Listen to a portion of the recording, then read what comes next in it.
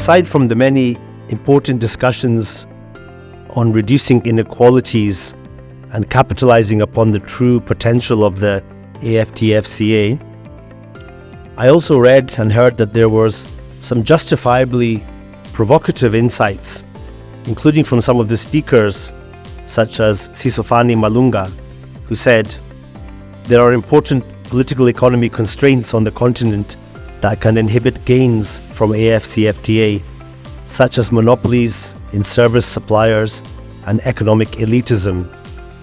He said the political economy context must be understood.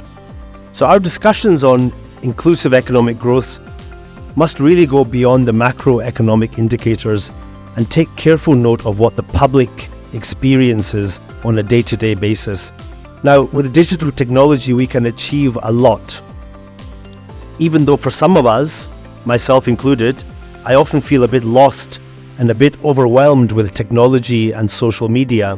The UN family, including the Economic Commission for Africa, we are at the service of member states to support our development agenda. The UN is your organization. It's a member state organization.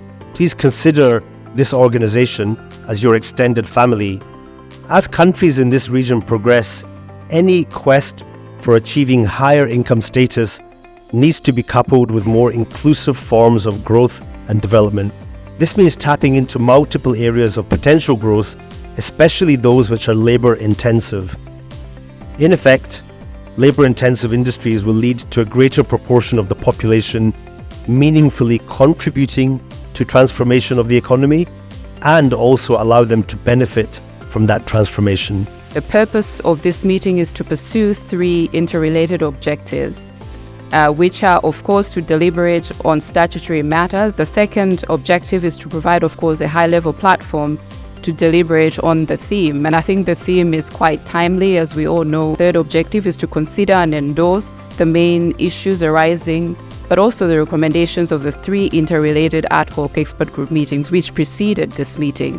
I think the pursuit of inclusive development, which seeks development processes that benefit all and leaves no one behind, will ensure an equitable distribution of wealth and social services such as health, education, employment, housing and infrastructure, amongst others, enhancing per capita incomes through higher levels of economic growth and improving overall well-being, driven by the deliberate state policies and action, is imperative in the pursuit of inclusive and sustainable development. As the Economic Commission for Africa, we are thrilled to welcome you all to the 29th ICSOE session and committing to providing our member states with the technical support as you gear up to harness the opportunities presented by the AFCFTA, navigate and build on REC AFCFTAs, and also harness technology and innovation for private sector and value chains development. The AFCFTA has been soundly embraced by our individual member states through signing on to and ratification of this continental trade agreement. Indeed, the AFCFTA gives us hope that we will reach our sustainable industrialization goals, and through expanded manufacturing and deeper trading within and beyond the continent, we will make a positive dent on poverty and inequality.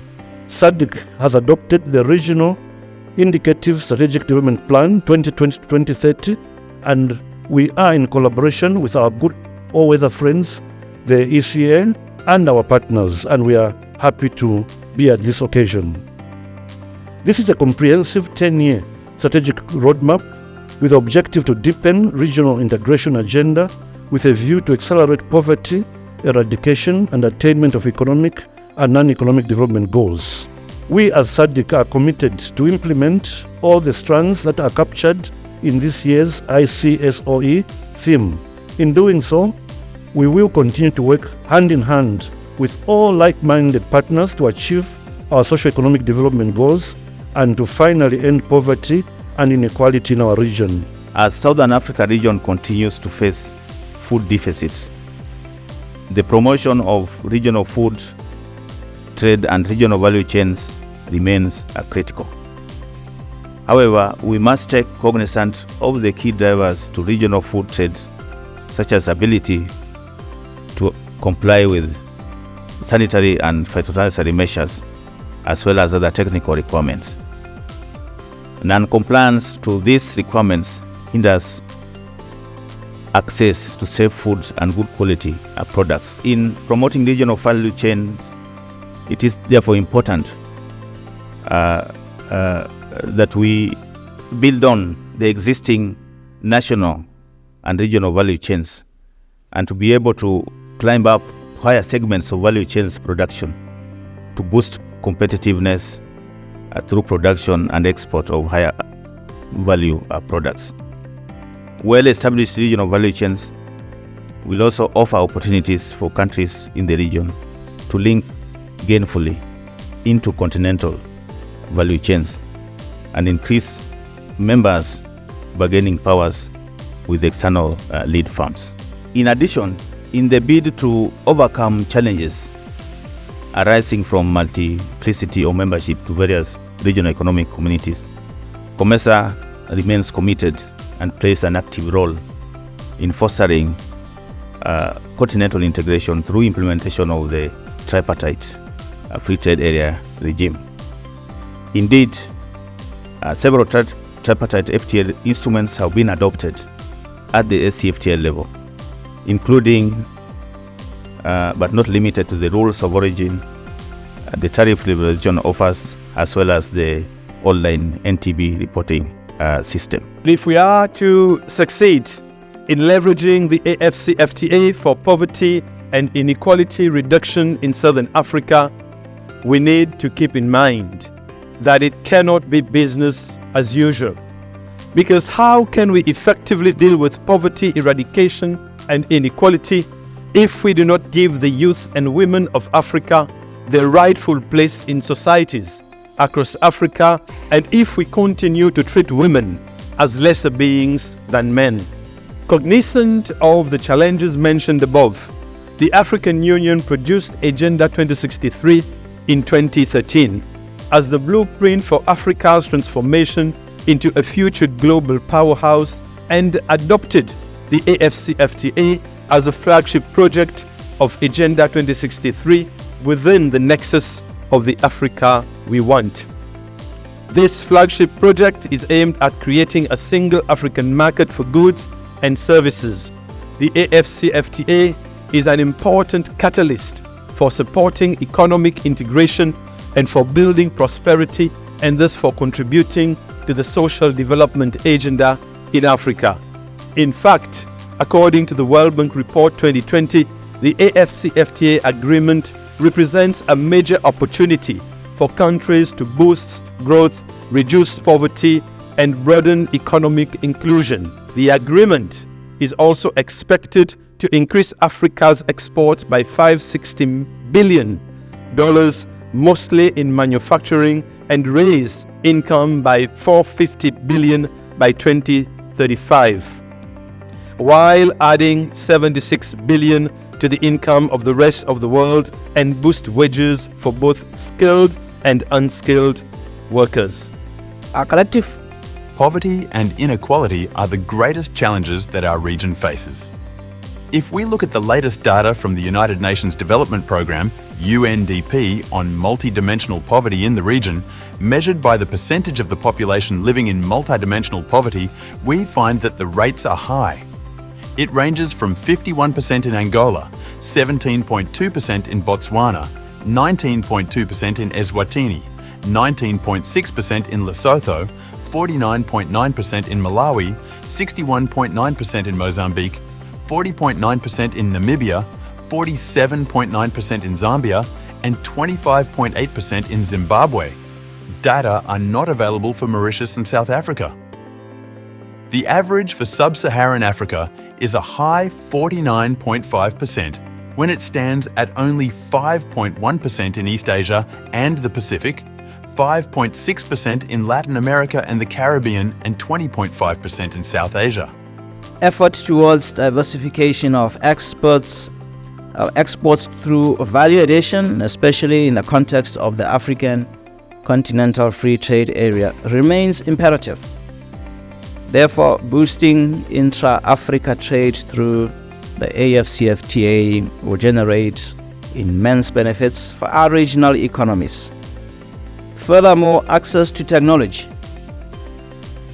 is critical for productivity gains and competitiveness, as higher productivity leads to growth, which in turn leads to higher wages and improved welfare, thus lowering levels of poverty and extinguishing anguish.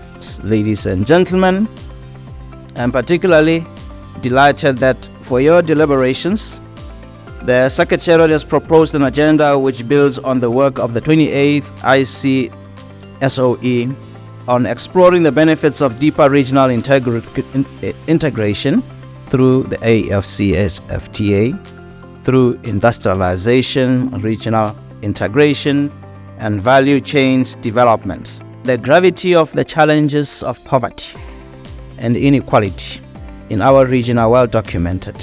You are aware that Southern Africa is the most unequal region in the world, and the gap between the rich and the poor in our countries continues to widen, despite all the efforts to support economic activity focused on addressing the inequality and poverty gaps. Through the collaborative efforts of governments and the private sector, supporting innovation and technology, development can lift Southern Africa out of the poverty known for, particularly through capacitating our micro, small and medium enterprises, our youth, and our women-owned businesses. However, this should be preceded by the creation of an enabling environment for doing business and investment.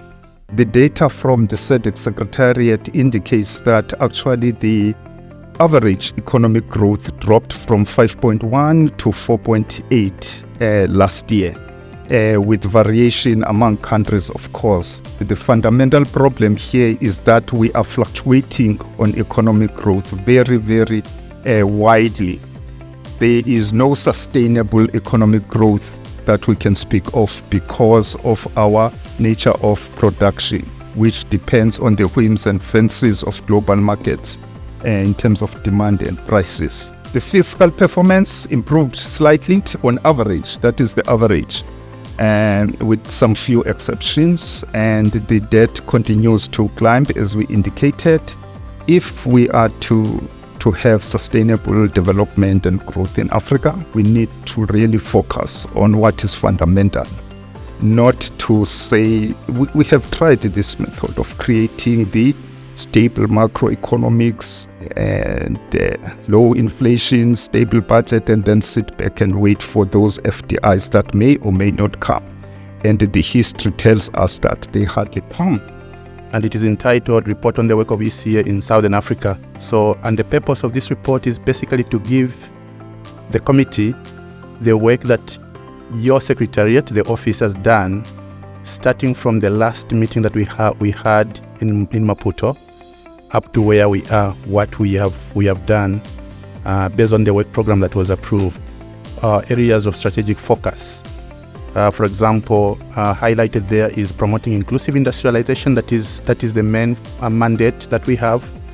And under that, we are working on harmonization of regional and national industrial policies, supporting member states in this regard, but also development of regional value chains, as it has been highlighted, and also promoting industrial parks, establishment or development of industrial parks and special economic zones.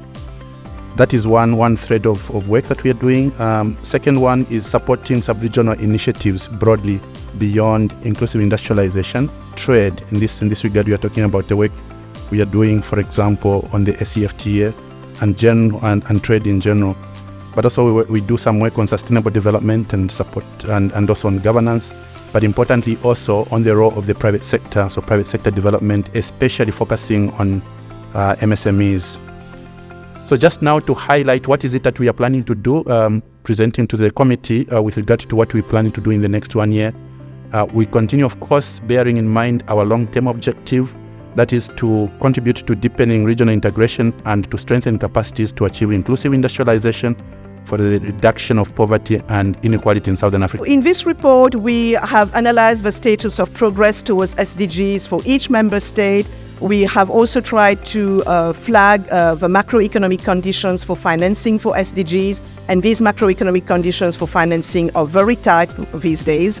But we have also used data from the 2023 Sustainable Development Report. Also, we have highlighted some best practices for accelerating SDG achievement. And the major message of this report is that we need to intensify regional collaboration even when it comes to accelerate the achievement for SDGs. So the point we are making is that there's much to be learned across our countries on best practices, on how we can more exchange information, learn from each other to promote SDGs. Important areas will be how we can enhance regional collaboration to accelerate industrialization and structural transformation.